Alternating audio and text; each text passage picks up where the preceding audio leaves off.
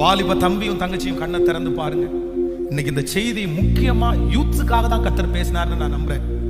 இத பாருங்க, உங்களுடைய எதிர்காலத்திற்காக, உங்களுடைய எதிர்கால வாழ்க்கைக்காக இப்பவே உங்க தலை மேல அவ்வளவு பெரிய கஷ்டத்தை நீங்க சுமத்தி வைக்காதீங்க.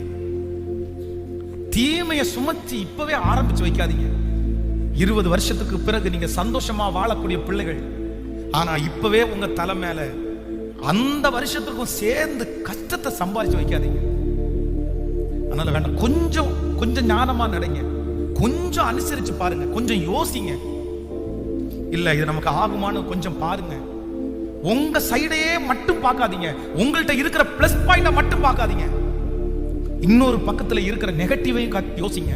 நீங்க இன்னொருத்தர் மேல வச்ச அன்பு பாசம் ஒருவேளை வெறும் ஒரு பக்கமாகவே உங்களை பார்க்க பண்ணலாம். ஆனா இன்னொரு பக்கம் இருக்குது, இன்னொரு பக்கம் இருக்கு. தயவு செய்து நீங்க அப்படி கை கட்டி வந்து நிக்க கூடாதுன்னு நான் நினைக்கிறேன். நீங்க அப்படி வந்து அழக்கூடாதுன்னு நினைக்கிறேன். நீங்க எதிர்காலத்துல ஏசப்பா சமூகத்துல வரும்போது எப்படி வரணும் தெரியுமா? நீங்க வருத்தத்தோட, வேதனையோட, கண்ணீரோட இல்ல, நீங்க ஆனந்த கண்ணீரோட கர்த்தர் சமூகத்துக்கு வரணும். சந்தோஷத்தோட கர்த்தர் சமூகத்துல வரணும். நன்றி சொல்லி கர்த்தர் சமூகத்திற்கு வரணும். அதுதான் உங்க வெற்றி, அதுதான் உங்க வெற்றி.